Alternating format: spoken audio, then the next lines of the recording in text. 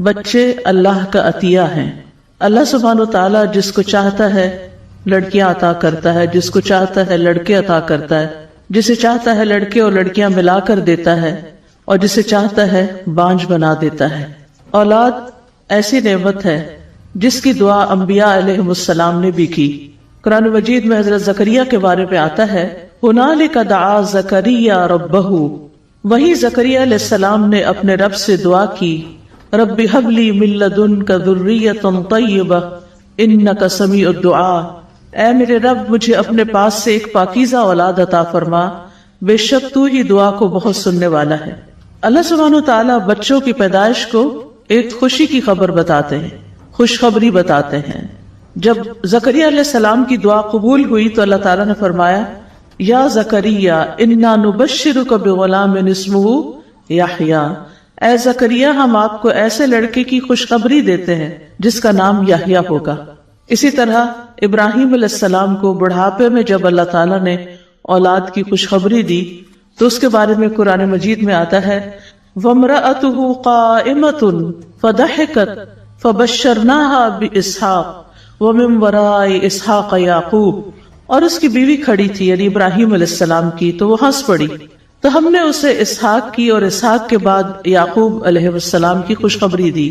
انبیاء علیہ السلام نے اولاد جیسی نعمت پر اللہ تعالیٰ کا شکر ادا کیا. ابراہیم علیہ السلام بچوں کی پیدائش پہ کہتے ہیں الحمدللہ الذی وہب لی علی الکبر اسماعیل و اسحاق ان ربی لسمیع الدعاء، سب تعریف اللہ کے لیے ہے جس نے مجھے بڑھاپے میں اسماعیل اور اسحاق جیسی اولاد عطا کی، بے شک میرا رب تو بہت دعا سننے والا ہے. نبی صلی اللہ علیہ وسلم بچوں سے پیار کرتے تھے اور حسن اور حسین رضی اللہ عنہما کو جنت کے پھول قرار دیتے تھے. ہما ریحانتایا من الدنیا، یہ دونوں دنیا میں میرے دو پھول ہیں. بچوں کی اور ازواج اور اولاد کی آنکھوں کی ٹھنڈک کی دعا بھی ہمیں سکھائی گئی ہے. عباد الرحمن کے حوالے سے قرآن مجید میں آتا ہے ربنا ہب لنا من ازواجنا وذریاتنا قرۃ اعین وجعلنا للمتقین اماما، اے اللہ ہمیں ہماری ازواج اور اولاد سے آنکھوں کی ٹھنڈک عطا کر، یعنی یہ انسان کے لیے خوشی کا باعث ہوتے ہیں، اور ہمیں متقین کا امام بنا. رسول اللہ صلی اللہ علیہ وسلم نے بچوں کو پودے بھی کہا ہے، فرمایا اللہ ہمیشہ اس دین میں ایسے پودے لگاتا رہے گا جنہیں وہ اپنی فرما برداری میں استعمال کرے گا، یعنی نیک بچے پیدا ہوتے رہیں گے اور آگے چل کر دین کی خدمت کرتے رہیں گے. بچے دین کو مضبوط کرنے کا ذریعہ بھی ہیں. ابن مبارک جب اصحاب حدیث کے بچوں کو دیکھتے جن کے ہاتھوں میں قلم دوات ہوتی تو وہ انہیں اپنے قریب کرتے اور کہتے کہ یہ دین کے پودے ہیں، یعنی آج ان کی نگہداشت کرو تاکہ کل کو یہ بڑے ہو کر فائدہ دیں، دین کے محافظ ہیں. مسکین بن بکیر کہتے ہیں کہ ایک شخص امام اعمش کے پاس سے گزرا جبکہ وہ حدیثیں سنا رہے تھے. اس شخص نے ان سے کہا آپ ان بچوں کو حدیثیں سنا رہے ہیں، یعنی چھوٹے بچوں کو کیوں آپ اتنی اہمیت دے رہے ہیں؟ تو امام اعمش نے کہا یہ بچے تمہارے لیے تمہارے دین کی حفاظت کرنے والے ہیں، یعنی آج ان کو حدیثیں سناؤ گے تو کل یہ آگے جا کر دوسروں کو سنانے والے ہوں گے، مستقبل کے داعی ہوتے ہیں. زکریا علیہ السلام نے جب دعا کی نیک اولاد کی تو ساتھ یہ بھی کہا یرثنی ویرث من آل یعقوب واجعلہ ربی رضیہ، جو میرا وارث بنے اور آل یعقوب کا وارث بنے اور اے میرے رب اسے پسند کیا ہوا بنا. یعنی آل یعقوب کون ہے؟ بنی اسرائیل، یعنی ان کے اندر ان کی اصلاح کرنے والا ہو. پھر انسان کی بہترین کمائی بھی ہے. نبی صلی اللہ علیہ وسلم نے فرمایا یقیناً تمہاری اولاد تمہاری بہترین کمائی ہے، بس تم اپنی اولاد کی کمائی میں سے کھاؤ، یعنی دنیا میں بھی ان سے فائدہ اٹھاؤ اور مرنے کے بعد بھی وہ تمہارے لیے کمائی کا ذریعہ ہیں، یعنی صدقہ جاریہ بن کر آخرت میں درجات کی بلندی کا ذریعہ ہیں. رسول اللہ صلی اللہ علیہ وسلم نے فرمایا جب انسان مر جاتا ہے تو 3 اعمال کے سوا اس کے سارے اعمال منقطع ہو جاتے ہیں. نمبر 1 صدقہ جاریہ، نمبر 2 وہ علم جس سے فائدہ اٹھایا جائے، اور نمبر 3 نیک اولاد جو اس کے لیے بعد میں دعائیں کرتی رہے. تو اس نیک اولاد کی وجہ سے ماں باپ کے درجے آگے بھی بلند ہوتے ہیں. جب کسی کا درجہ بلند ہوتا ہے یعنی برزخ میں تو وہ پوچھتا ہے کہ میرا یہ درجہ کس وجہ سے بلند ہوا، تو بتایا جاتا ہے کہ تمہاری اولاد کی دعا کی وجہ سے، یعنی تمہیں اپ گریڈ کر دیا گیا ہے. تو جہاں بچے خوشخبری ہیں، نعمت ہیں اور آگے ہمارے لیے دین دنیا کی بھلائیوں کا ذریعہ ہیں، وہاں بچے ایک ذمہ داری بھی ہیں، ایسی ذمہ داری جن کے بارے میں سوال کیا جائے گا، اور یہ سوال والدین سے بھی ہوگا اور استادوں سے بھی ہوگا۔ ابن عمر کہتے ہیں نبی صلی اللہ علیہ وسلم نے فرمایا، اللہ تبارک و تعالی جس شخص کو رعیت کا ذمہ دار بناتا ہے، خواہ وہ کم ہو یا زیادہ، تو اللہ تعالیٰ قیامت کے دن اس رعایا کے بارے میں سوال بھی کرے گا کہ اس نے اپنی رعایا کے بارے میں اللہ تعالیٰ کے احکامات کو قائم کیا یا ضائع کیا، یعنی ان کو اللہ کا فرما بردار بنایا، اللہ کی اطاعت پر چلایا یا نہیں۔ لیکن بچے والدین کے علاوہ استادوں اور باقی معاشرے کی بھی ذمہ داری ہوتے ہیں۔ رسول اللہ صلی اللہ علیہ وسلم نے فرمایا، میں ہر مومن کے لیے اس کی اپنی ذات سے بھی زیادہ قریب ہوں، بس جو شخص قرض یا چھوٹی اولاد چھوڑ کر جائے تو ان کی پرورش میرے ذمہ ہے، یعنی حکومت وقت کی ذمہ داری بھی بنتی ہے کہ وہ بچوں کی صحیح تربیت اور تعلیم کا انتظام کرے۔ پھر اسی طرح اگر کوئی نسلوں کی حفاظت نہ کرے تو اس کی مذمت بھی کی گئی ہے۔ قرآن مجید میں آتا ہے وَيُهْلِكَ الْحَرْثَ وَالنَّسْلَ وَاللَّهُ لَا يُحِبُّ الْفَسَادَ، یعنی جو نسل اور حرث کھیتی میں فساد کرے تو اللہ تعالیٰ ایسے مفسد کو پسند نہیں کرتا۔ بچوں کے حقوق ضائع کرنے والوں کے لیے وعید بھی ہے۔ رسول اللہ صلی اللہ علیہ وسلم نے فرمایا، کوئی ایسا بندہ جسے اللہ کسی رعایا کا نگران بناتا ہے، اور بچے جو ہیں وہ ہماری رعایا ہیں، یعنی کہ کلکم راعٍ وکلکم مسئول عن رعیتہ۔ اسی حدیث میں آگے جا کے آتا ہے وَالْمَرْأَةُ رَاعِيَةٌ فِي بَيْتِ زَوْجِهَا وَمَسْئُولَةٌ عَنْهَا، کہ عورت اپنے شوہر کے گھر میں نگران ہے اور اس سے اس کے بارے میں سوال کیا جائے گا۔ تو گھر میں ظاہر ہے کہ بچے ہوتے ہیں تو بچوں کی ایک طرح سے نگرانی اس کی ذمہ داری ہے۔ فرمایا کہ اگر کوئی نگران اس حال میں مرتا ہے کہ وہ اپنی رعیت سے دھوکہ کرنے والا ہے تو اللہ اس میں جنت حرام کر دیتا ہے، یعنی ان کے انٹرسٹ اور ان کے حقوق کی صحیح حفاظت کرنا بھی لازم ہے، چاہے والدین ہوں یا استاد ہوں۔ اب یہ ہے کہ وہ اپنی ذمہ داری کس طرح پوری کریں، تو اس سلسلے میں یہ یاد رکھنا چاہیے کہ بچے فطرت پر ہوتے ہیں، وہ بڑوں سے سیکھتے ہیں، یعنی ان کو سکھانے کے لیے، ان کی تربیت کرنے کے لیے ہمیں ان کے سامنے رول ماڈل بننا ہوگا۔ جو باتیں ہم ان میں چاہتے ہیں کہ وہ کریں، وہ کر کے دکھانی ہوں گی۔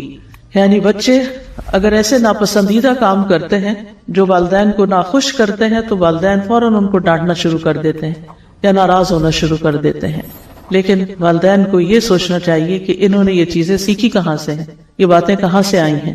تو ظاہر ہے کہ جب چھوٹے ہوتے ہیں بچے خاص طور پر، تو وہ جو کچھ سیکھتے ہیں گھر سے ہی سیکھتے ہیں۔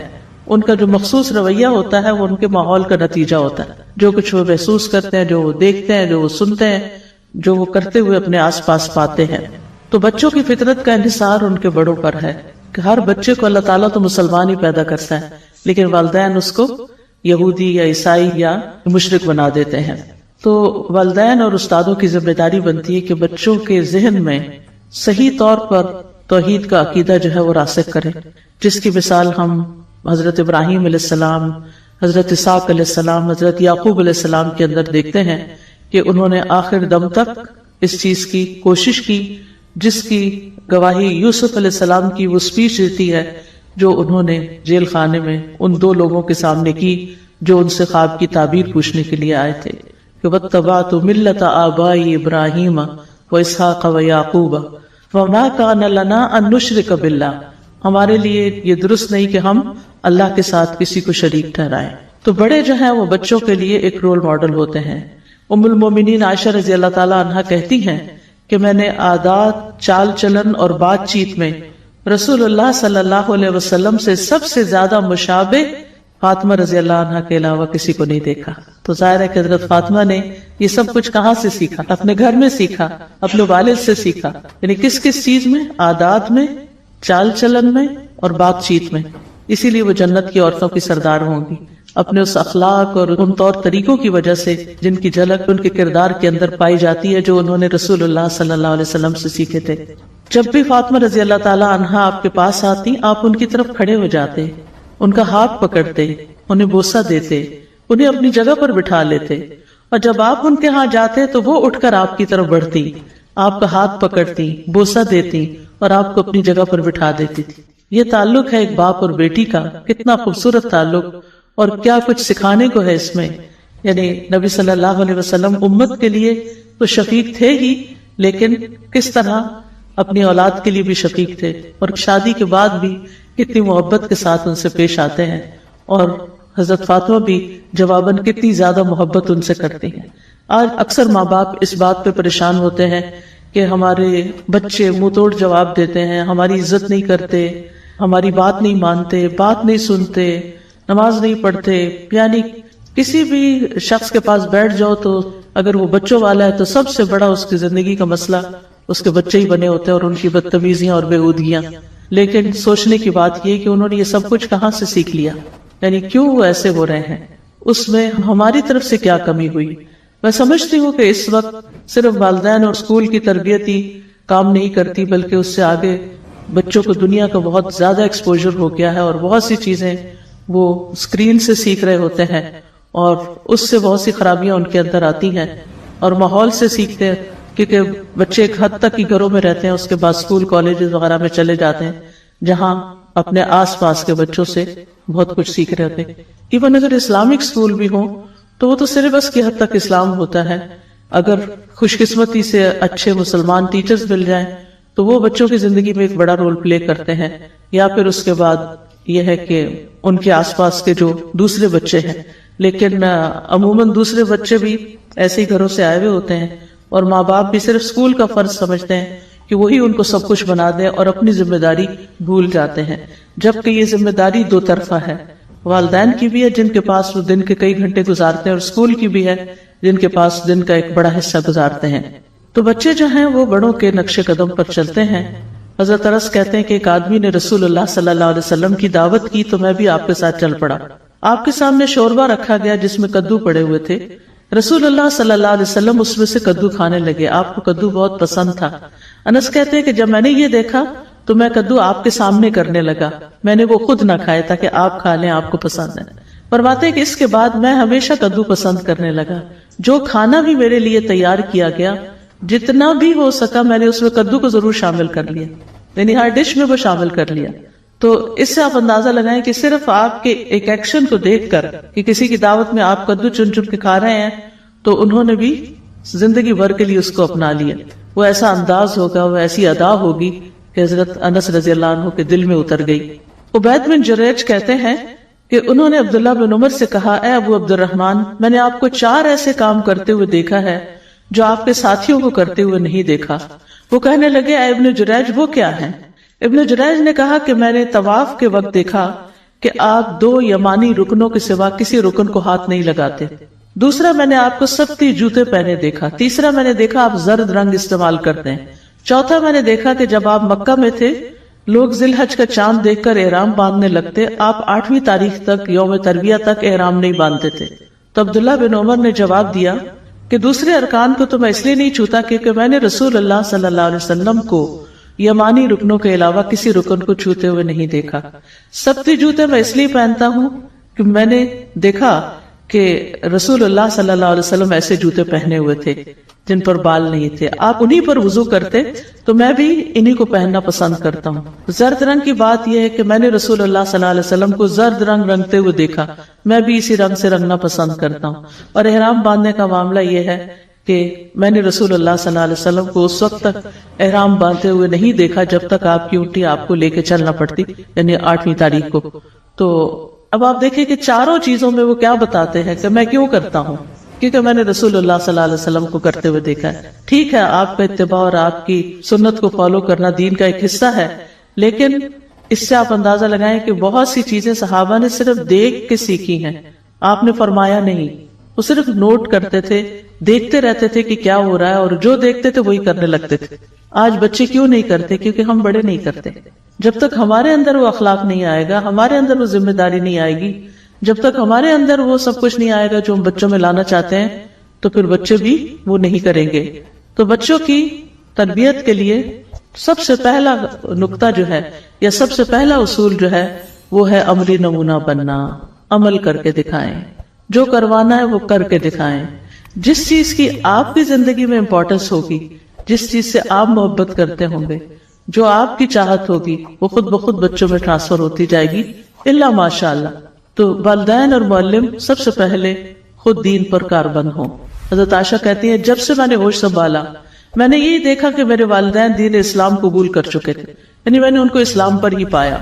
بچوں کو اگر ہم نیک بنانا چاہتے ہیں تو خود نیک بنیں، اور جب والدین نیک ہوں گے تو اللہ سبحانہ وتعالیٰ ان کی اولاد میں خیر ڈال دے گا۔ بعض اوقات ہم پریشان ہوتے ہیں بچپن میں، جب وہ چھوٹے ہوتے ہیں ہمارے ہاتھوں میں ہوتے ہیں، ہم ان کی ہر لحاظ سے اچھی تربیت کرنے کی کوشش کرتے ہیں، جب بڑے ہوتے ہیں بڑا ایکسپوجر ملتا ہے، باہر نکلتے ہیں تو اپنی مرضیاں کرنے لگتے ہیں، لیکن اس میں بھی انسان کو تسلی رکھنی چاہیے کہ اللہ سبحانہ وتعالیٰ ضرور ان کو پلٹائے گا، کیونکہ اللہ تعالیٰ ان بچوں کی حفاظت کرتا ہے دین کی کہ جن کے والدین صالح ہوتے ہیں، جس سے سورۃ الکہف میں ہمیں پتہ چلتا ہے کہ حضرت خضر نے ان بچوں کی دیوار بنا دی تھی جن کے بستی والوں نے انہیں کھانا بھی نہیں کھلایا تھا۔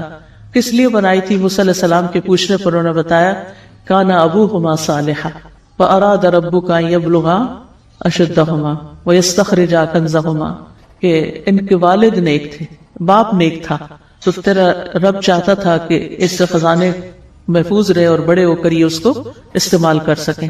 تو بہت سے ماں باپ اس بات پہ بھی غمگین رہتے ہیں اگر ہمیں کچھ ہو گیا تو ہمارے بچوں کا کیا ہوگا۔ آپ اللہ کے ساتھ مخلص ہو جائیں، آپ کے بچوں کو اللہ سنبھال لے گا۔ کل ہی مجھے اپنی ایک کزن کے پاس جانے کا اتفاق ہوا، اس کا ینگ بیٹا میڈیکل کالج میں پڑھتا تھا، رات کو سویا صبح اٹھا نہیں، تو بہت بڑا حادثہ تھا۔ میں کل تعزیت کے لیے گئی تھی اس کے پاس۔ یہ میری کزن جو ہے مجھ سے عمر میں کوئی 10-15 سال بلکہ زیادہ، شاید 20-22 سال چھوٹی ہوں گی، تو یہ چھوٹی سی بچی تھی، تو میری خالہ کو کینسر ہو گیا تو میں ان کو اپنے پاس لے آئی تھی، اور میرے گھر میں میرا خیال 1-2 سال رہی ہوں گی۔ میں نے اسکول میں داخل کروایا اور پھر میں پی ایچ ڈی کے لیے گئی تھی، واپس بھیج دیا اس کو۔ تو وہ ایک بالکل جیسے ماں بیٹی کا تعلق ہوتا ہے، کچھ اس طرح کا بھی تعلق۔ تو یہ بہت ینگ تھی، یعنی کہ بہت چھوٹی عمر کی تھی جب ان کی والدہ فوت ہو گئی تھی، اور 5 بچوں کو چھوڑ کے، اور ایک چھوٹا تو بالکل گود والا بچہ تھا۔ تو کل ڈیٹیل سے میں نے سب کے حالات پوچھے، ماشاءاللہ سب کے سب ویل اسٹیبلشڈ اور اپنی پاؤں پہ کھڑے ہیں اور اپنی بہترین زندگی گزار رہے ہیں۔ تو اس وقت جب خالہ میری بہت ینگ تھی جب ان کو کینسر ہوا تھا، تو وہ بھی کچھ پریشان ہوتی تھی، اور ہم سب بھی فکر کرتے تھے کہ ان بچوں کا کیا بنے گا، یہ کیسے پلیں گے، بڑے ہو کر ان کے رشتے کیسے ہوں گے، کیونکہ ماں ہی دیکھتی ہے نا سب کچھ۔ یعنی اب ہم یہ سمجھتے کہ ہم ٹھیکیدار ہیں اور ہم ہی سب کچھ کرنے والے ہیں، لیکن یہ ہے کہ اگر ہم اللہ پہ بھروسہ کر لیں اور اپنے اعمال کو درست کر لیں تو اللہ سبحانہ وتعالیٰ ہمارے بچوں کی بھی ٹیک کیئر کر لے گا۔ وہ ان کا والی و وارث ہے، ہم سے زیادہ وہ ان کا مالک ہے، ہم تو ٹیمپرریلی ان کو دیے گئے ہیں۔ تو یہ ایک حقیقت ہے، اور یہ سورۃ کہف کی آیت یہ بہت بڑا سبق ہمیں سکھاتی ہے۔ وَكَانَ أَبُوهُمَا صَالِحًا۔ تو عبداللہ بن مسعود جب رات میں نوافل ادا کرتے تو اپنے سامنے چھوٹے بچے کو سویا ہوا دیکھ کر کہتے تھے من اجلک یا بنیا، تیری خاطر ہے میرے بیٹے، یہ تیری خاطر میں یہ نوافل ادا کر رہا ہوں، یعنی تیرے روشن مستقبل کے لیے۔ اور روتے ہوئے اللہ سبحانہ وتعالیٰ کے فرمان کو دہرایا کرتے تھے وَكَانَ أَبُوهُمَا صَالِحًا، کہ اللہ میں یعنی صالح بننے کی کوشش کر رہا ہوں تاکہ ان بچوں کی صحیح تربیت ہو سکے۔ پھر اسی طرح یہ ہے کہ قول و فعل میں تضاد نہ ہو، ہم ان کو کہیں کچھ اور خود کچھ اور کریں، تو یہ کنٹرڈکشن بھی ان کی تربیت میں خلل ڈالتی ہے۔ پھر اسی طرح یہ ہے کہ خود عمل کر کے دکھانا چاہیے، اور اگر ہم چاہتے ہیں کہ بچوں کا اخلاق اچھا ہو تو اپنے اخلاق کو سب سے پہلے بہتر بنانے کی ضرورت ہے۔ ابو عبداللہ الجدلی کہتے ہیں میں نے عائشہ رضی اللہ عنہا سے کہا کہ رسول اللہ صلی اللہ علیہ وسلم کا اپنے گھر والوں کے ساتھ کیسا اخلاق تھا؟ انہوں نے کہا وہ تمام لوگوں میں سب سے زیادہ اچھے اخلاق والے۔ یہ ایک بیوی کی گواہی ہے جو خود بھی عمر میں بہت ینگ تھی۔ کوئی بےہودہ کام یا فحش گفتگو کرنے والے یا بازاروں میں شور مچانے والے نہیں تھے۔ وہ برائی کا بدلہ برائی سے نہیں دیتے تھے بلکہ معاف کر دیتے اور درگزر کر جاتے تھے۔ یہ تھا آپ صلی اللہ علیہ وسلم کا اخلاق جس کی گواہی گھر والوں نے دی۔ آج ذرا ہم اپنے گھر والوں سے پوچھیں کہ وہ ہمارے اخلاق کی کیا گواہی دیتے ہیں، وہ کیا کہتے ہیں کہ ہم کتنے با اخلاق ہیں، اور خصوصاً اپنے ہی بچے، وہ ہمیں کیا گریڈ دیں گے، کتنے مارکس دیں گے۔ پھر اسی طرح یہ ہے کہ انس بن مالک کہتے ہیں، یہ بھی تو بچے ہی تھے 10 سال کے جب ان کو نبی صلی اللہ علیہ وسلم کی خدمت میں لایا گیا۔ وہ کہتے ہیں کہ نبی صلی اللہ علیہ وسلم گالی گلوچ کرنے والے نہیں تھے، نہ ہی فحش گوئی کرنے والے، نہ کبھی لعنت کرنے والے۔ جب کبھی ہم میں سے کسی سے ناراض ہوتے تو صرف اتنا فرماتے کہ اس کو کیا ہو گیا ہے، اس کی پیشانی خاک آلود ہو۔ اور پیشانی خاک آلود ہونے کا مطلب یہ ہے کہ اور زیادہ نماز پڑھے، اللہ کی عبادت کرے، کہ ماتھا زمین پہ مٹی پہ تبھی لگتا ہے جب انسان سجدہ کرتا ہے۔ پھر آپ تندخو اور سخت مزاج نہیں تھے، قرآن پاک نے اس بات کی گواہی دی ہے فَبِمَا رَحْمَةٍ مِّنَ اللَّهِ لِنْتَ لَهُمْ، اللہ کی رحمت کی وجہ سے آپ ان کے لیے نرم دل ہیں. لَوْ كُنْتَ فَظًّا غَلِيظَ الْقَلْبِ لَانفَضُّوا مِنْ حَوْلِكَ، اگر آپ بدخلق اور سخت دل ہوتے تو یہ آپ کے آس پاس سے بکھر جاتے. تو اس لیے بہت ضروری ہے کہ بچوں کے ساتھ سختی نہ کی جائے اور ڈسپلن کے نام پر تندخو رویے اختیار نہ کیے جائیں، بلکہ ان کے لیے آسانی پیدا کی جائے. نبی صلی اللہ علیہ وسلم نے فرمایا بے شک اللہ نے مجھے مشکلات میں ڈالنے والا اور سختی کرنے والا بنا کے نہیں بھیجا، بلکہ مجھے آسانی کرنے والا اور معلم بنا کر بھیجا ہے. اللہ تعالیٰ خود رفیق ہے اور رفق یعنی نرمی کو پسند کرتا ہے. نفرت اور اختلاف گھروں کے اندر نہیں ہونا چاہیے. اگر والدین میں یا ٹیچرز میں باہم کسی قسم کی کوئی چپکلش ہو، آپس کی لڑائی جھگڑے ہوں، بہت زیادہ اختلافات ہوں، ایک دوسرے کی رسپیکٹ نہ کرتے ہوں، تو بچے کبھی رسپیکٹ کرنا بڑوں کی نہیں سیکھتے. تو اگر ہم چاہتے ہیں کہ ہمارے بچے بڑوں کی عزت کرنے والے ہوں تو بہت ضروری ہے کہ ہم خود بڑے ایک دوسرے کی رسپیکٹ کرنے والے. ٹھیک ہے اختلاف ہو جاتا ہے، کوئی بھی لوگ، اور ویسے بھی مرد اور عورت ایک نہیں ہوتے، مردوں کی اپنی طرح سوچ ہوتی ہے، عورتوں کی اپنی سوچ ہوتی ہے.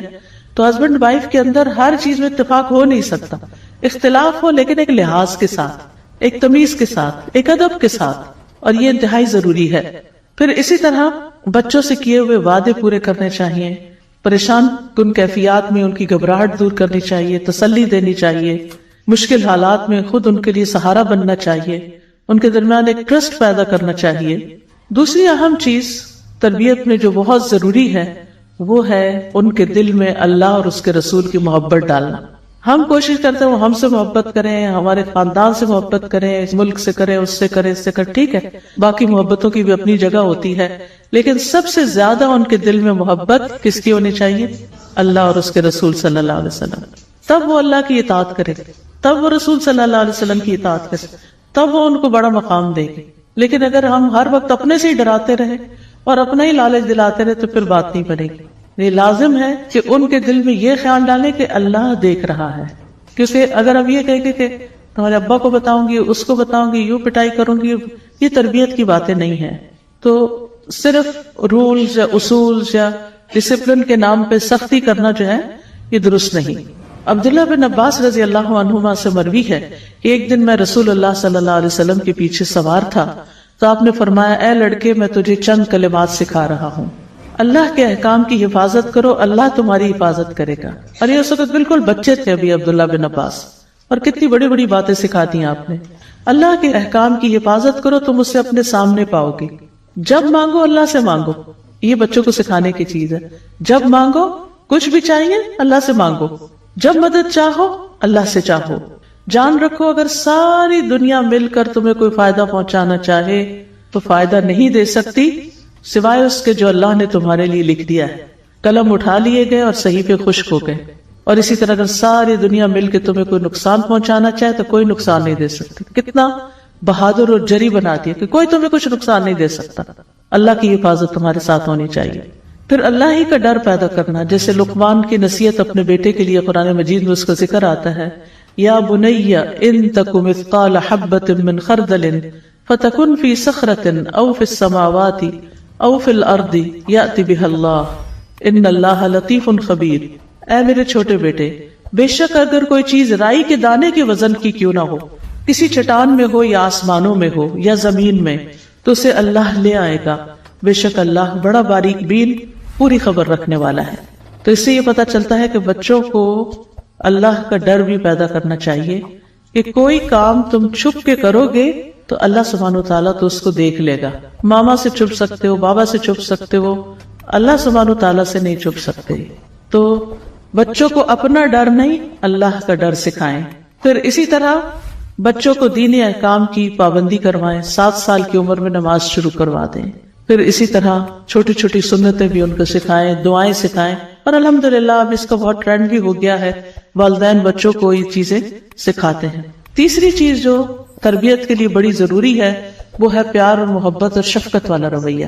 جو چیز محبت سے سکھائی جا سکتی ہے وہ نفرت سے نہیں سکھائی جا سکتی.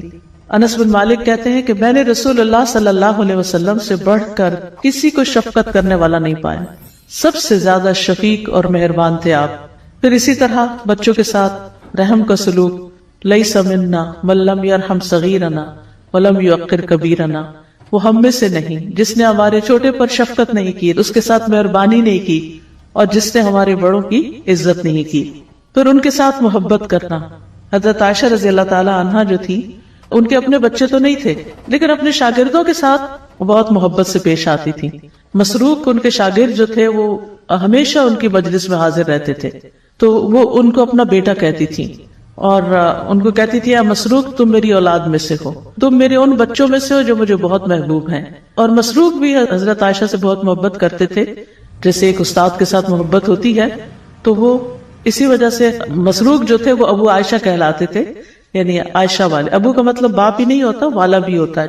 پھر یہ ہے کہ بچوں کو اچھے ناموں سے یاد کرنا چاہیے۔ طنزیہ باتیں اور ڈانٹ ڈپٹ اور نام بگاڑ کے بات کرنا، یہ عام طور پہ بہت ٹرینڈ ہے کہ بعض اوقات ٹیڑھے میڑھے نام بنا دیے جاتے ہیں جن کا کوئی مطلب نہیں ہوتا یا غلط مطلب نکلتا ہے۔ تو ایسے پیار کے ناموں سے بلانا چاہیے کہ جس سے بچوں کو پیار محسوس ہو، نہ کہ ایک طنز محسوس ہو۔ پھر یہ کہ بول کر بھی بچوں سے محبت کا اظہار کرنا چاہیے، جو بھی آپ کی زبان ہے، انگریزی ہے، اردو ہے، پشتو ہے، جو بھی، لیکن محبت کے الفاظ ادا کریں۔ نبی صلی اللہ علیہ وسلم نے حضرت حسن کے لیے فرمایا، اللہم انی احبہ فاحبہ واحبب من یحبہ، کہ اے اللہ میں اس سے محبت کرتا ہوں، تو بھی اس سے محبت کر، اور اس سے بھی محبت کر جو حسن سے محبت کرتا ہے۔ یعنی آپ کے نواسے تھے حضرت حسن۔ تو آپ دیکھیے کہ ہم نے کبھی اپنے بچوں کو ایسی دعا دی یا کبھی ان سے اظہار کیا کہ مجھے تم سے محبت ہے، بلکہ ہم تو کہتے ہیں اگر محبت کا اظہار کیا تو ان کا تو رو بھی نہیں رہے گا پھر ہمارا، اور تربیت ٹھیک نہیں ہوگی، بگڑ جائیں گے، سپوائل ہو جائیں گے۔ بہت عام ہے یہ بات، بچوں کو سپوائل نہیں کرنا چاہیے۔ محبت کرنے سے بچے سپوائل نہیں ہوتے، بچے سپوائل ہوتے ہیں ان کی ہر جائز ناجائز فرمائش پوری کر کے۔ وہ ہم بعض اوقات یہ ہے کہ بچوں کو ٹائم نہیں دیتے تو ان کو کھلونوں پہ کھلونے خرید کے دیتے رہتے ہیں، یا اور اسی طرح کی ان کی فرمائشیں پوری کرتے رہتے ہیں۔ تو یاد رکھیے کہ جو والدین بچوں کو پیار نہ کریں ان کی مذمت بھی کی گئی ہے۔ اقرا بن حابس التمیمی جو تھے، ان کے 10 بچے تھے، تو ایک دفعہ نبی صلی اللہ علیہ وسلم کے پاس حضرت حسن آئے، آپ نے ان کو پیار کیا تو کہنے لگے کہ میرے 10 بچے، میں نے تو کبھی کسی کو پیار نہیں کیا۔ تو آپ نے فرمایا جو رحم نہیں کرتا اس پر رحم نہیں کیا جاتا۔ پھر اسی طرح حضرت عائشہ کہتی ہیں کہ کچھ دیہاتی لوگ رسول اللہ صلی اللہ علیہ وسلم کی خدمت میں آئے اور کہنے لگے کہ کیا آپ اپنے بچوں کو چومتے ہیں؟ آپ نے فرمایا ہاں۔ تو وہ کہنے لگے اللہ کی قسم ہم تو اپنے بچوں کو نہیں چومتے۔ تو رسول اللہ صلی اللہ علیہ وسلم نے فرمایا میں کیا کروں اگر اللہ نے تمہارے اندر سے رحم اٹھا لیا ہے۔ پھر اسی طرح بچوں کو توجہ بھی دینی چاہیے۔ نبی صلی اللہ علیہ وسلم خطبے کے دوران بھی بعض اوقات خطبہ روک کر ان کو توجہ دیا کرتے تھے۔ بچوں کے ساتھ روک کی بجائے نرمی کا رویہ اختیار کرنا چاہیے، یعنی ان کے ساتھ کمیونیکیٹ کرنا چاہیے، بات کرنی چاہیے، آرام سے بیٹھ کے سمجھانا چاہیے، نہ کہ صرف ایک روب کے نام پر ہر وقت ان کو دھمکا کے رکھنا یا ان کے ساتھ ایسا معاملہ کرنا کہ وہ خوف زدہ ہی رہیں۔ پھر اسی طرح بچوں کی دلچسپی کی چیزوں میں دلچسپی لینی چاہیے۔ بعض اوقات ہم بڑے ہو جاتے ہیں تو پھر ہم بڑی بڑی باتیں کرنے کی عادی ہو جاتے ہیں اور بچوں سے ہمیں کوئی انٹرسٹ نہیں ہوتا۔ بچوں میں انٹرسٹ لینا چاہیے، ان کے کھلونوں میں انٹرسٹ لینا چاہیے، ان کے پیٹس میں انٹرسٹ لینا چاہیے، ان کی اگر کوئی خاص گیم ہے تو اس سے متعلق کچھ معلومات لے کے اس میں انٹرسٹ شو کرنا چاہیے، تاکہ وہ کنفائڈ کریں اور ہمارے ساتھ اپنی باتیں شیئر کریں، اور جو ان کے دل میں ہے وہ ہمیں بتائیں تاکہ ہم ان کی صحیح ڈائریکشن۔ گوشت کا صدقہ یا بکرا، کالا بکرا، اس طرح کی کوئی ایسی چیز نہیں ہے۔ صدقہ تو آپ پیسے کی شکل میں بھی دے سکتے ہیں، مال کی شکل میں بھی، اور سبحان اللہ بھی صدقہ ہے۔ اپنی بیوی کے منہ میں لقمہ ڈالنا بخاری مسلم میں آتا ہے، یہ بھی صدقہ ہے۔ بیوی سے ازدواجی تعلق قائم کرنا بھی صدقہ ہے، وہ تو کوئی ختم ہی نہیں ہو، مطلب یہ مسلم شریف میں حدیث ہے۔ صحابہ نے کہا یا رسول اللہ بیوی سے تعلق قائم کرنا، فرمایا اگر یہی تعلق کسی اور سے قائم کرو گناہ ملے گا؟ انہوں نے کہا ملے گا، تو فرمایا اس پہ ثواب بھی ملے گا۔ اب دادا کریں، یہ کانسیپٹ ہے اسلام میں۔ تو یہ جو صدقہ بڑے گوشت کے بارے میں یہ یاد رکھیں کہ آج کل انڈیا کے اندر ایک وبا چلی ہوئی ہے، چونکہ وہ ہندوؤں کے ساتھ رہتے ہیں تو وہ کچھ علماء ہندوؤں کو خوش کرنے کے لیے انہوں نے جعلی روایتیں نکال لی ہیں، وہ حاکم سے اور باقی کتابوں سے، طبرانی سے، کہ جی بڑا گوشت بیماری ہے تاکہ ہندو خوش ہو جائیں، اور بڑے بڑے ذمہ دار علماء یہ اس قسم کے ان کے کلپس آئے ہوئے ہیں۔ بالکل جعلی روایتیں، یہ قرآن کے خلاف ہیں۔ قرآن پاک میں واضح آیا ہے کہ جب ابراہیم علیہ السلام کے پاس فرشتے انسانی شکل میں آئے تو انہوں نے بڑا گوشت ہی بنا ہوا بچڑا لا کے سامنے رکھا تھا۔ سنت ابراہیمی کو بیماری کہنا، اپنے ایمان کی فکر کریں۔ آپ ہندوؤں کو خوش کرنے کے لیے اس طرح کے کام نہ کریں۔ ٹھیک ہے اگر آپ کو گائے کی قربانی کے اوپر کوئی پابندی ہے وہاں پہ، آپ وہ قربان نہیں کر سکتے پبلکلی، یہ الگ بات ہے، لیکن آپ گائے کے گوشت کے بارے میں اس طرح کی بات کرنا، وہ تو دنیا میں ہر چیز میں بیماری ہے، access of every thing is bad. دنیا میں کون سی چیز ہے جو آپ ایکسیس استعمال کریں اور اس کا فائدہ ہو جائے؟ چھوٹا گوشت نبی علیہ السلام کی سنت ہے، لیکن ایک بندہ روزانہ ہی گوشت کھاتا ہے تو اس کا تو یورک ایسڈ بڑھے گا. اب وہ کہ گوشت بیماری ہو گیا، تو یہ بات اس طرح نہیں ہے. اور جی اونٹ کے اس میں جی گائے کے دودھ میں شفا ہے، لیکن اس کی بیماری گوشت جو ہے، اگر پھر نبی علیہ السلام جو ہے گائے کی قربانیاں کرتے رہے اور گوشت استعمال کرتے ہیں، تو اس کا مطلب ہے نعوذ باللہ امت کو بیماری دے کے گئے ہیں، نعوذ باللہ. تو یہ بالکل جعلی روایتیں گھڑی گئی ہیں، اور مجھے لگتا ہے کوئی ہندوؤں کے بھائیوں نے ہی گھڑی ہیں. وَبِالْوَالِدَيْنِ احسانا، اور اپنے والدین کے ساتھ احسان کی روش اختیار کرو. قرآن میں مینلی بڑے بڑے 4 مقامات جو میں نے بتایا 10 کمانڈمنٹس میں، چاروں جگہ پر توحید کے بعد پہلا حق اللہ تعالیٰ نے ماں باپ کا رکھا ہے. یہاں پہ تو مختصر بات ہے، لیکن باقی جگہوں میں ملے گا کہ اگر والدین تجھے اکسائیں اس بات کے اوپر کہ تو اللہ کے ساتھ کسی کو شریک ٹھہرا، تو پھر ماں باپ کا بھی کہنا نہیں ماننا. یعنی ماں باپ کا حق بھی اللہ کے حق کے اندر اندر ہے. دنیا میں معروف طریقے سے ان کے ساتھ چلنا ہے، ایون ماں باپ کافر بھی ہوں تو. اسما بنت ابی بکر جو حضرت ابو بکر کی بیٹی تھی، ان کی ماں کافرہ تھی، تو صحیح بخاری میں آتا ہے کہ انہوں نے اللہ کے نبی علیہ السلام سے کہا کہ میری ماں مشرکہ ہے، میرے پاس آتی ہے، میں اس کے ساتھ کیا معاملہ کروں؟ تو آپ نے فرمایا دنیا میں معروف طریقے سے اس کے ساتھ بیہیو کرو، یعنی وہ جو ہیومن ڈگنیٹی ہے وہ وائلیٹ نہیں ہوگی. کافر ماں باپ بھی ہیں، بیمار ہوں گے، آپ ان کا علاج کروائیں گے، ان کی صحت کا خیال رکھیں گے، ان کے باقی معاملات کو دیکھیں گے، لیکن بات آپ نے ماننی ہے اس رب کی جس نے آپ کو ماں باپ دیے، اس رب کے پیغمبر کی کہ جو دنیا پہ اس رب کا نمائندہ ہے صلی اللہ علیہ وآلہ وسلم. والدین کے ساتھ احسان کرو. وَبِذِي الْقُرْبَى، اور اپنے قریبی رشتہ داروں کے ساتھ. آپ دیکھیں گے قرآن میں ماں باپ کے بعد ہمیشہ رشتہ داروں کا ذکر ضرور آتا ہے پہلے نمبر پر، اس لیے کہ رشتہ داروں میں جیلسی فیکٹر ہوتا ہے، تو اللہ نے اسپیشلی کہا ہے کہ رشتہ داروں کے ساتھ ضرور اس نے شروع کرنا ہے. آپ کئی لوگ دیکھیں گے اپنے بہن بھائیوں کے ساتھ تو ان کی دشمنیاں چل رہی ہوتی ہیں اور یاروں دوستوں کو کھلا پلا رہے ہوتے ہیں. تو اسلام میں تو اس کی اجازت نہیں ہے. آپ کی زکوٰۃ کا بھی سب سے زیادہ حقدار آپ کے بہن بھائی ہیں. ماں باپ اولاد کو آپ زکوٰۃ نہیں دے سکتے، لیکن بہن بھائی کو تو زکوٰۃ لگتی ہے، پہلا حق ان کا ہے اگر وہ غریب ہے. والیتامی، اور جو یتیم ہیں جن کی پرورش کرنے والا کوئی نہیں ہے. والمساکین، اور مسکین لوگ جو ہیں. والجار ذی القربى، اور جو پڑوسی قریبی پڑوسی ہیں. اس کا ایک ترجمہ ہے قریبی پڑوسی، اور ایک ایسا رشتہ دار جو آپ کا پڑوسی بھی ہو، دونوں ترجمے درست ہیں.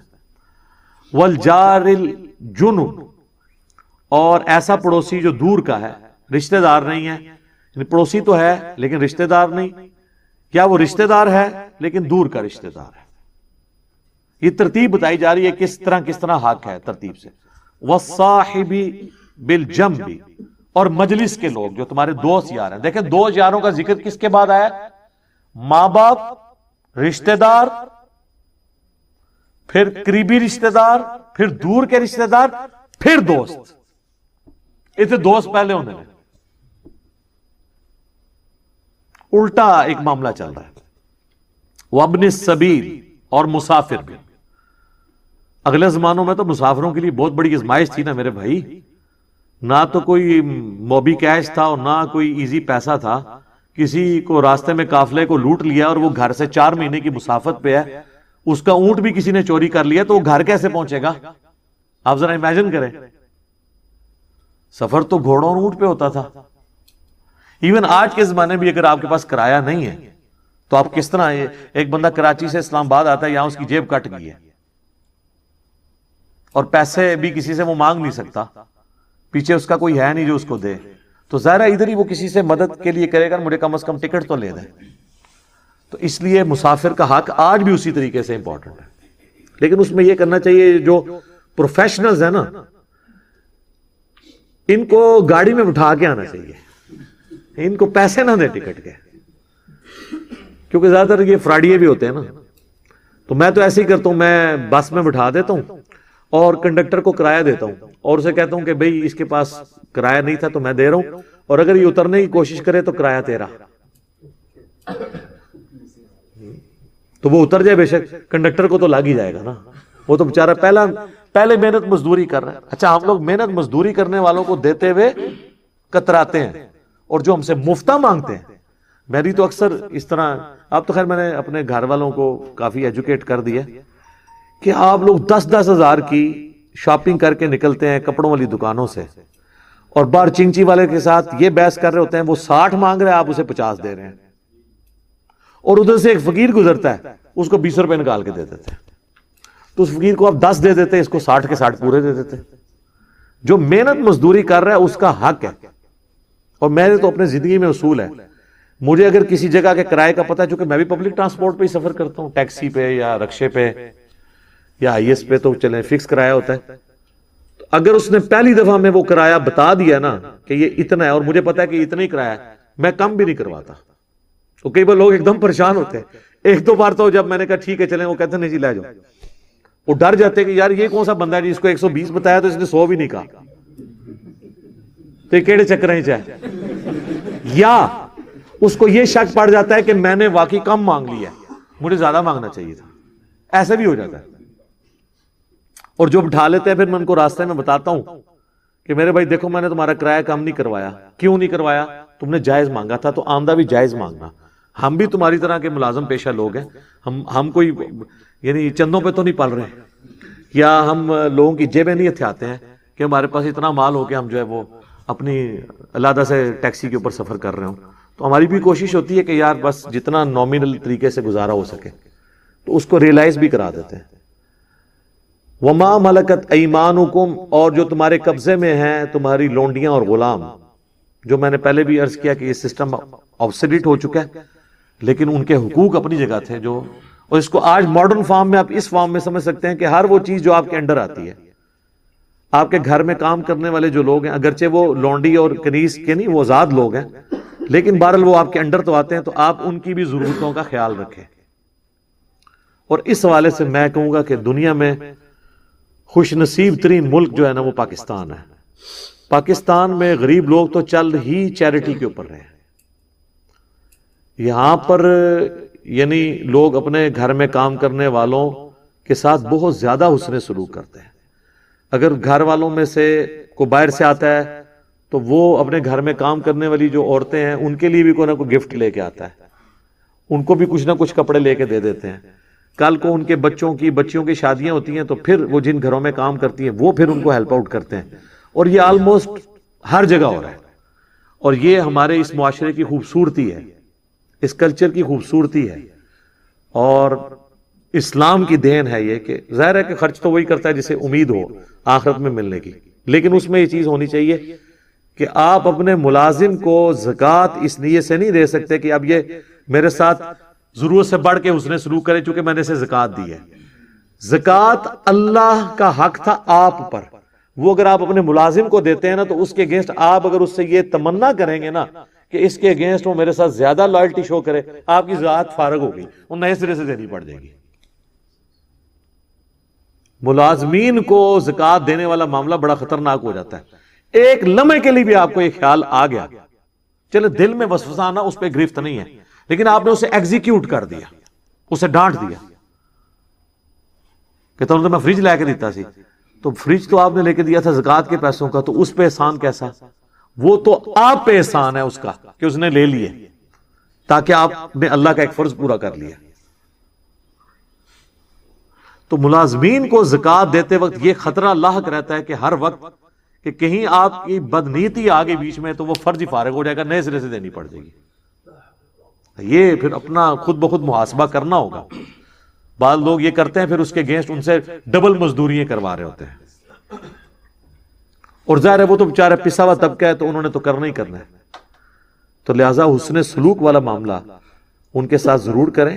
اکثر لوگ پوچھتے ہیں, ہاں جو غیر مسلم آپ کے گھروں میں کام کر رہے ہیں ان کو آپ اپنی زکوٰۃ نہیں دیں, لیکن صدقہ اور خیرات تو ان کو دے سکتے ہیں, عام صدقہ اور خیرات, اور آپ کو ثواب بھی ہوگا اس کے اوپر. زکوٰۃ اسپیسیفکلی مسلمانوں کا حق ہے کہ پہلے ان کو دی جائے. البتہ اگر مسلمان امیر ہو جاتے ہیں یا ان کی بیسک نیڈز پوری ہو جاتی ہیں پھر آپ غیر مسلم کو بھی زکوٰۃ دے سکتے ہیں. ان کو کہا جاتا ہے مؤلفۃ القلوب, تالیف قلب کے لیے ایسے لوگوں کو زکوٰۃ دینا تاکہ وہ اسلام کی طرف مائل ہوں، تو ان کو بھی زکوٰۃ پھر دی جا سکتی ہے، لیکن یہ اس صورت میں جب مسلمانوں سے آپ فارغ ہو بیٹھے. یہ نہیں ہے کہ مسلمان ذلیل ہو رہے ہیں اور آپ غیر مسلموں کو زکوٰۃ دے رہے ہیں. پہلا حق ان کا ہے کہ ان کو زکوٰۃ دی. باقی جو عام جتنے بھی نفلی عبادات ہیں، چاہے قربانی کا گوشت ہو، صدقہ اور خیرات ہو، عقیقے کا کھانا ہو، عام جو نظر نیاز اللہ کی راہ میں آپ دیتے ہیں، 11ویں نہیں، اللہ کے لیے جو، وہ سب کی سب آپ غیر مسلم کو بھی دے سکتے ہیں، اس کو بھی کھلانے کا ثواب ہے. قرآن میں دیکھیں جگہ جگہ آتا ہے نا کہ مساکین کو کھانا کھلاؤ، کبھی نہیں ساتھ آئے گا کہ مسلمان مسکین ہو یا غیر مسلم، کیٹاگوریکلی وہ بھی اللہ کی مخلوق ہے. ٹھیک ہے. اور اوائل اسلام میں تو جن لوگوں نے اسلام قبول کیا ہے وہ اسلام کی انہی اخلاقی رویوں کی وجہ سے کیا ہے نا، کہ عرب کے معاشرے کے اندر جہاں پہ غلاموں کی کوئی عزت نہیں تھی، وہاں پہ ایک شخص یہ آواز بلند کرتا ہے کہ جو خود کھاتے ہو وہی ان کو کھلانا ہوگا، جو خود پہنتے ہو وہی ان کو پہنانا ہوگا. اس لیے تو نبی الاسلام پہ پہلے غلام ایمان لے آئے تھے کہ ہمارے حقوق کی آواز کسی نے بلند کی ہے. وہ چیز جو مسلمانوں کا ترہ امتیاز تھی اور لوگوں کے اسلام قبول کرنے کا سبب تھی، وہ ہم نے دنیا کو بتانی تھی کہ ہم بیسک ہیومن رائٹس کے اندر بلیو کرنے والے ہیں، نہ کہ یہ کہ ہم اپنے مسلمانوں سے پیسے لے کے بھی ان کو ملاوٹ شدہ چیزیں دے رہے ہیں، ان کے ساتھ دھوکہ اور فراڈ کر رہے ہیں. بالکل الٹ ہو چکا ہے نا کام. آپ دیکھ لیں، آپ کی والدہ ہاسپٹل میں ایڈمٹ ہوں خدا نخواستہ، اور آپ کو ڈاکٹر ایک ٹیکہ لکھ کے دے کہ جی اس ٹیکے سے آپ کی والدہ کی جان بچ سکتی ہے، اور آپ میڈیکل سٹور پہ جائیں اور وہ کہے جی یہ 2 ٹیکے میرے پاس اویلیبل ہیں، یہ حافظہ اللہ تعالیٰ اور دامت برکاتہم عالیہ نے جو نیا میڈیکل سٹور انہوں نے میڈیکل دوائیاں بنائی ہیں ان کا ٹیکہ ہے، اور یہ جرمنی کے ایک کافر ڈاکٹر کا ٹیکہ ہے. تو جب مولوی ہے نا وہ بھی ادا لوے گا ٹیکہ، مولوی بھی مولوی کا ٹیکہ نہیں لے گا، انہوں پتا ہے کہ اے رحمت اللہ علیہ ساڈے بھی رحمت اللہ علیہ کرائے گا. یہی ہے، ہمیں تو کوئی اعتماد نہیں. میں اپنی پرسنلی آپ کو بتاؤں، میں نے جب بھی کوئی کرسچن مزدور یا مستری کام پہ لگائے ہیں نا تو مجھے تو بڑی بے فکری ہوئی ہے، نہ تو انہوں نے کوئی خرد برد کی ہے. میرا تو بڑا اس حوالے سے تجربہ ہے. تو کتنا شرم کا مقام ہے کہ ہم مسلمان ہو کے، یعنی جنہوں کہندے نے آرڈر ہی کر دینے، پیسے لے کے بھی اس کو حلال نہیں کرتے. تو لوگوں کو ان تکلیفوں سے گزرنا پڑ رہا ہے. تو ایک عام آدمی کو تو اس سے کوئی غرض نہیں کہ آپ کی داڑھی کتنے انچ ہے اور آپ نماز کتنے منٹ کی پڑھتے ہیں. عام آدمی کو تو یہ غرض ہے کہ آپ کا اس کے ساتھ تعلق معاملات کا کیسا ہے. لیکن میں دوسری ایکسٹریم پہ بھی نہیں جاؤں گا کہ صرف معاملات ہی سیدھے اور اللہ تعالیٰ کو کہو جی اللہ سے اپنے حق معاف کر دے گا، وہ بھی دوسری ایکسٹریم ہے. اللہ کے حق بھی اور مخلوق کے حق، یہ دونوں پیرلل میں چل رہے ہیں. ایک پر سے پرندہ نہیں اڑتا، 2 پروں سے ہی اڑتا ہے. تو یہ اللہ تعالیٰ نے دونوں چیزیں، حقوق اللہ بھی حقوق العباد بھی، امر بالمعروف بھی یعنی نیکی کا حکم بھی، اور نہی عن المنکر بھی. خالی فضائل اعمال نہیں، نہی عن المنکر نہیں کرتے نا، وہ کہتے ہیں امر بالمعروف کریں گے، اعمال کے فضائل سنائیں گے. نہی عن المنکر جو ہے نا وہ تو ظاہر ہے اس میں تو خطرہ ہوتا ہے کہ اگلا بندہ کوئی سنا ہی نہ دے. علم بھی عمل بھی، یہ بھی دیکھ لیں جوڑا ہے. خالی علم بھی کوئی چیز نہیں، خالی عمل بھی کوئی چیز نہیں جب تک علم کی بنیاد پہ نہ ہو. صحابہ کرام نے یزید کی بیعت نہیں کی تھی، صحابہ کرام سے زبردستی بیعت لی گئی تھی تلوار کے زور پر. جھوٹ بولنا بند کریں. اگر آپ کو یقین نہ آئے تو 2018 میں جو کچھ ہوا پاکستان میں، زبردستی ایک بندہ مسلط ہوا ہم پہ اسٹیبلشمنٹ کے گن پوائنٹ کے اوپر، اور پھر سٹوری ریپیٹ ہوئی 2024 میں ایک اور بندہ اسٹیبلشمنٹ کے گن پوائنٹ پہ ہم پہ مسلط ہو گیا. آج تک یہی ہو رہا ہے. تو بنو امیہ اس وقت کی اسٹیبلشمنٹ تھی، تلوار کے زور پہ سب کچھ ہوا. نہیں یقین آتا بخاری شریف کھول لیں، صحیح بخاری میں 4827 نمبر حدیث ہے. مروان بن حکم مدینے کے ممبر پہ مسجد نبوی پہ حضرت معاویہ رضی اللہ تعالیٰ عنہ کی طرف سے گورنر بن کے اناؤنسمنٹ کر رہا ہے خطبے میں کہ اللہ تعالیٰ نے امیر المومنین کو یہ بات سجھائی ہے، وہ امت کے وسیع تر مفاد میں، یعنی کہ اے میرے عزیز ہم وطنوں، وہ امت کے وسیع تر مفاد میں اپنے بعد اپنے بیٹے کو خلیفہ نامزد کرتے ہیں. یہ وہ تقریر کر رہا تھا. امام بخاری نے اگلے جملے نقل نہیں کیے, وہ بڑے سخت تھے, لیکن اس کے بعد جو کچھ ہوا وہ نقل کیا. وہ اگلے جملے کیا تھے میں بعد میں بتاتا ہوں آپ کو. اگلے جملے جو امام بخاری نے نقل کیے وہ یہ تھے کہ وہاں حضرت ابو بکر کا بیٹا کھڑا ہوا اور اس نے کچھ بات وہاں پہ کہہ دی. وہ کیا بات کی وہ پھر امام بخاری نے سکپ کر دی. پھر اس سے اگلے جملے امام بخاری نے نقل کیے جس سے پتا چل گیا کہ وہ بات کوئی ایسی تھی کہ اسے آگ لگ گئی. مروان نے کہا گرفتار کرو اسے, پکڑ لو اس کو. وہ فوراً سے مسجد نبوی میں ایڈجسٹنٹ جو حجرہ عائشہ تھا جہاں ان کی بہن موجود تھی وہاں داخل ہو گئے. اور یہ پاکستان کے کیس میں جو سگا بھائی ہے نا یہ وہ تھے, یعنی حضرت ابو بکر کی وہ بیوی جو حضرت عائشہ کی والدہ تھی وہی ان کی بھی والدہ تھی عبد الرحمن بن ابی بکر کی. یہ سگے بہن بھائی تھے. ان کے پاس چلے گئے. اب ظاہر مروان یہ کام نہیں کر سکتا تھا, مسلمانوں نے پھر احتجاج کرنا تھا کہ یہ کیا حرکت کر رہے ہو. باہر سے اس نے کہا اوے ابو بکر کے بیٹے تیرے بارے میں قرآن میں آیت نازل ہوئی تھی نا کہ یہ کافر کہتا ہے کہ میرے ماں باپ جو مجھے یہ کہتے ہو کہ مرنے کے بعد دوبارہ زندہ کیا جاؤں گا, یہ اگلے لوگوں کی کہانی ہے. ابو بکر کے بیٹے کہ تیرے بارے میں قرآن میں آیت نازل ہوئی تھی. توبہ توبہ. یہ بنو امیہ کے خدمت گزار یہ ہیں گستاخان خلفائے راشدین. جب اس نے یہ بات کی تو سیدہ عائشہ اندر تڑپ اٹھی. انہوں نے کہا اس کو خاموش ہو جا, آل ابی بکر کے بارے میں کوئی قرآن کی آیت نازل نہیں ہوئی سوائے جو میری برات میں سورہ نور کی آیات نازل ہوئی تھی جب مجھ پہ جھوٹی تہمت لگائی گئی. بخاری میں اتنا آتا ہے, المستدرک للحاکم میں اور المعجم الکبیر طبرانی میں اور باقی کتابوں میں اس روایت کی فلنگ ان دا بلینکس موجود ہے جو اللہ کے فضل سے حافظ ابن کثیر نے سورۃ الاحقاف کی آیت نمبر 17 جو کوٹ کی تھی مروان نے غلط, اس کے کانٹیکسٹ میں وہ سارے ترک ایک جگہ جمع کر دیے ہیں. لہذا بریلوی دیوبندی اہل حدیث تینوں کو کوئی اعتراض نہیں ہوگا. وہ فل ان دا بلینک یہ تھی کہ اس وقت مروان نے یہ کہا کہ ابو بکر نے بھی تو عمر کو خلیفہ نامزد کیا تھا نا, تو حضرت معاویہ اپنے بیٹے یزید کو بنانا چاہتے ہیں. دیکھو کیا ان کی اینالوجی دیکھیں. تو وہ اس میں حضرت ابو بکر کا بیٹا کھڑا ہوا تھا کیونکہ ظاہر ہے اس نے کہا کہ بنانا تھا تو مجھے بناتے ہیں نا, مجھے تو نہیں بنایا. تو کون سی مشرق سے اٹھا کے مثال مغرب میں پھینک رہا ہے. اور جو کہا نا اس نے کچھ کہا امام بخاری نے وہ یہاں ہے کہ انہوں نے کہا کہ تیرا امیر المومنین معاویہ سیدھی طرح کیا ابو بکر اور عمر کے راستے پہ نہیں چل رہا, وہ کیسر و کسرا کے راستے پہ چل رہا ہے. اب یہ بہت بڑی گالی تھی ان کے لیے تو کہ وہی جو ہے وہ بادشاہت آ گئی یہاں پہ. اس میں پھر اس نے کہا پکڑو انہوں.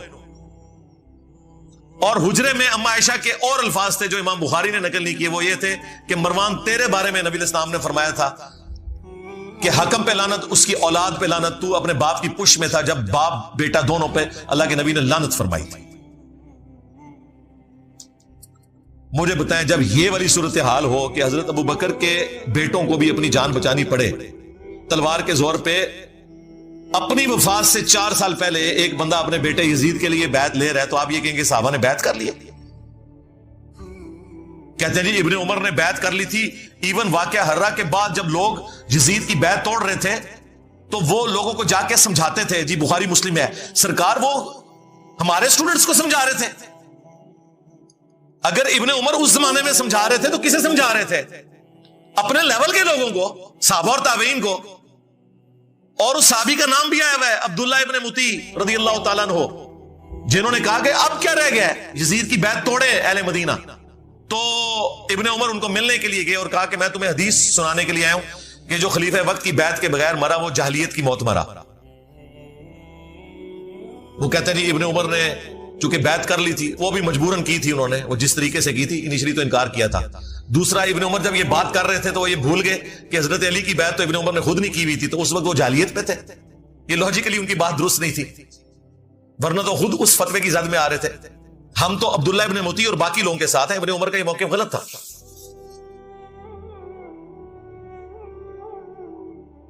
اور پھر دیکھیں ابن عمر کے ساتھ اسی بنو امیہ نے کیا کیا.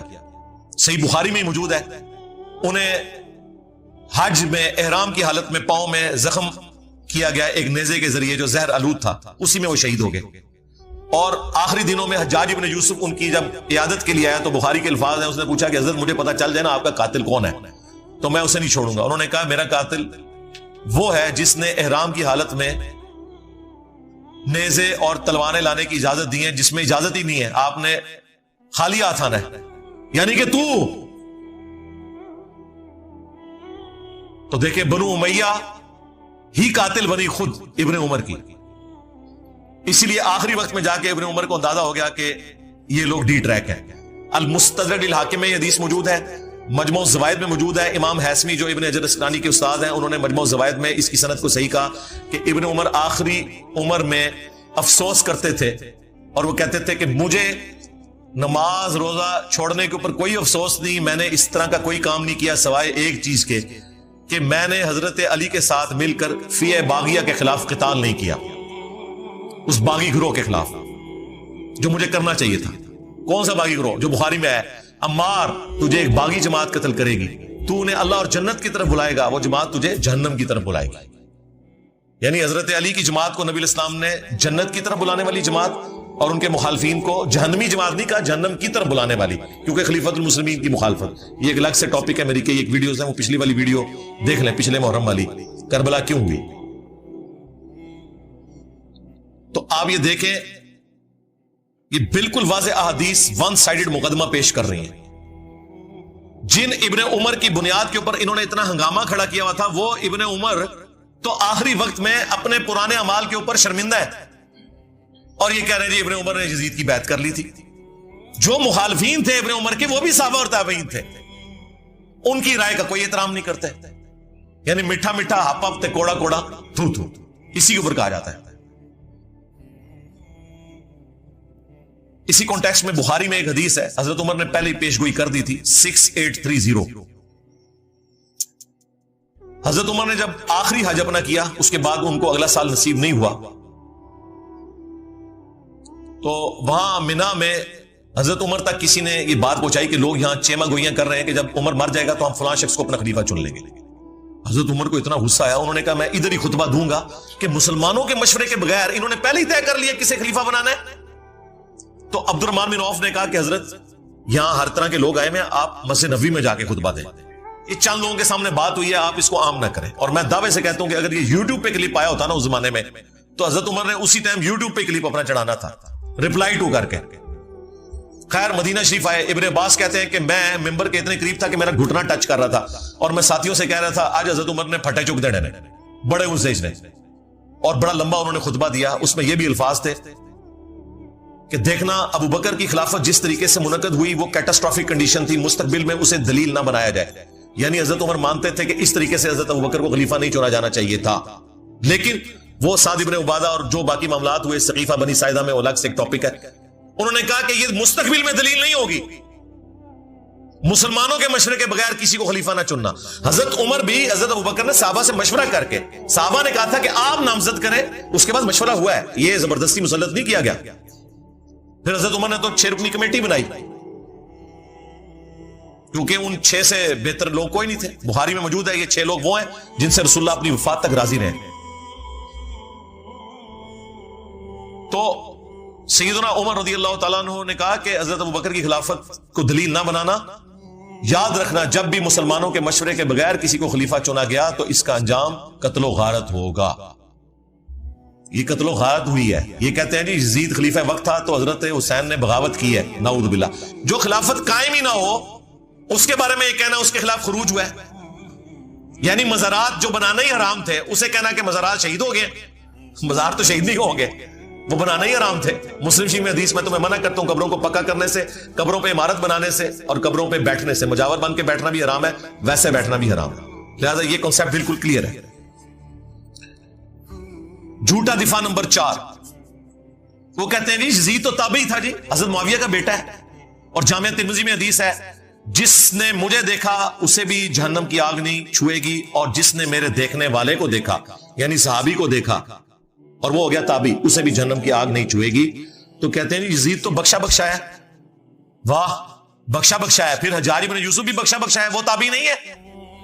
जितने झूठे रावी हैं मेजॉरिटी उनकी ताबीन में मौजूद है। कानूनन वो ताबी थे, ज़ाहिर है कलमा गो थे। खवारिज कौन थे? ताबीन ही थे, अहले किबला थे, अहले कलमा थे। मौला अली ने उन्हें काफिर नहीं कहा। हाँ, पूछा क्या काफिर है? मुसन्नफ इब्न अबी शैबा में कहानी काफिर नहीं है। पूछा क्या मुनाफिक है? कहा मुनाफिक नहीं है। मुनाफिक तो बड़ा थोड़ा जिक्र करते हैं अल्लाह का, ये तो इतनी लंबी नमाजें पढ़ते हैं। پوچھا کہ پھر کیا ہے؟ ظاہر ہے جب کافر نہیں منافق نہیں تو پھر مسلمان ہی ہے. ان کا یہ ایک گروہ ہے جنہوں نے ہم سے بغاوت کی, ہم میں سے نکلا ہوا ایک گروہ. تو خوارج بھی تابعین ہے, لیکن مسند احمد میں موجود ہے نبی علیہ السلام نے کہا کہ خوارج جہنم کے کتے ہیں. کیوں؟ اپنے اعمال کی وجہ سے. تو اس طرح نہیں کوئی فضیلت ثابت ہو جاتی. حجاج جو اتنے صحابہ کا قاتل ہے اسے آپ تابعی کہیں گے؟ تابعی تو ہے قانوناً, وہ ظاہر مسلمانوں کا گورنر تھا. لیکن مسلم شریف اٹھا کے دیکھیں, اسماء بنت ابی بکر نے کہا تھا حجاج ہم نے نبی علیہ السلام سے سنا تھا کہ بنو ثقیف میں ایک کذاب ہوگا اور ایک ظالم.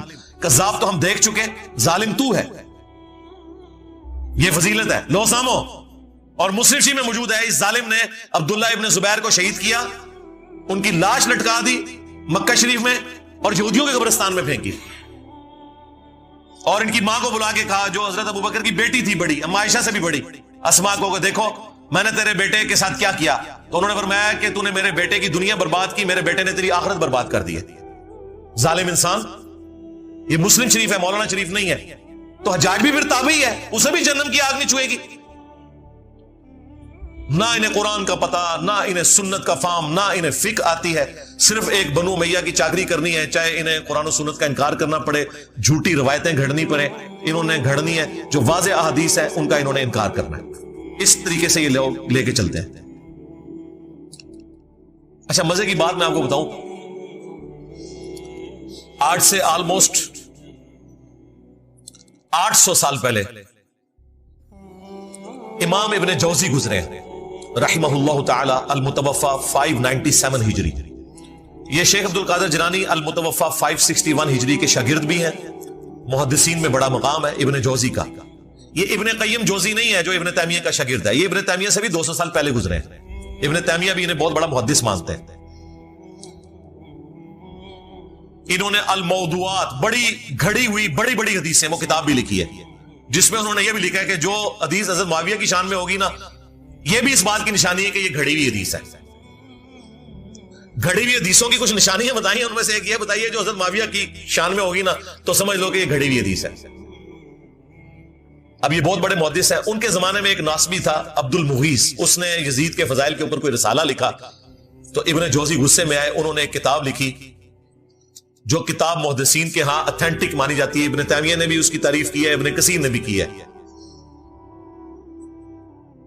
الرد علی المعتصب العنید المانع من ذم یزید. یہ اس متعصب ضدی شخص کے رد پہ لکھی جا رہی ہے کتاب جو یزید کو برا کہنے کو غلط سمجھتا ہے اور منع کرتا ہے. اس زمانے میں ایک یزیدی تھا عبد المغیث, اس کے رد پہ پھر انہوں نے طبیعت صاف کی ہے ان لوگوں کی. اس میں جب ایک دلیل یہ لی گئی نا کہ یزید جو ہے وہ حضرت معاویہ کا بیٹا ہے اور حضرت معاویہ کے لیے ترمذی میں روایت ہے اے اللہ اسے ہادی اور مہدی بنا, انہوں نے کہا یہ تو روایتی جعلی ہے, اس کی بنیاد کے اوپر تم یہ کلیم کر رہے ہو کہ ان کا یہ ڈیسیژن کرنا کہ یزید کو انہوں نے خلیفہ صحیح بنایا تھا. انہوں نے کہا یہ تو روایتی جعلی ہے. پھر انہوں نے روایت کے اوپر بحث کی. میں نے تو بخاری مسلم سے ثابت کیا یہ فٹ ان نہیں بیٹھتی. حضرت معاویہ کے دور میں جو کام ہوئے ہیں اس میں تو یہ دعا فٹ ان نہیں بیٹھتی. پھر انہوں نے کہا کہ اگر یہ حدیث کوئی صحیح بھی مانتا ہے تب بھی کوئی گارنٹی نہیں کہ نبی علیہ السلام کی یہ دعا قبول ہوئی ہو, کیونکہ نبی علیہ السلام کی کئی دعائیں اللہ نے واپس بھی کی ہے. بخاری مسلم میں آئے, آپ نے دعا کی تھی کہ میری امت آپس میں نہ لڑے, اللہ تعالیٰ نے واپس کر دی. انہوں نے کہا کیا گارنٹی ہے؟ پھر ابن جوزی نے اتنا سخت جملہ لکھا, انہوں نے کہا اس سے بڑی کیا دلیل ہے, اگر حضور کی یہ دعا حضرت معاویہ کے حق میں قبول ہوئی ہوتی بقول تمہارے, اگر یہ روایت ثابت ہے تو حضرت معاویہ جنگ صفین میں حضرت علی کے مقابلے پہ آتے. یہ آدھی اور مادی ہونا ہے کہ خلیفہ وقت کے خلاف کھڑے ہو گئے. کڈا بڑا پٹکار مارے انہوں نے. پھر انہوں نے عامر بن حنبل کا قول بھی نقل کیا. جب ان سے پوچھا گیا کہ یزید کے بارے میں آپ کا کیا موقف ہے, انہوں نے کہا یہ وہی ہے جس نے اہل مدینہ کے ساتھ جو کیا. پوچھا کیا کیا؟ کہا ان کا مال لوٹا, انہیں قتل کیا.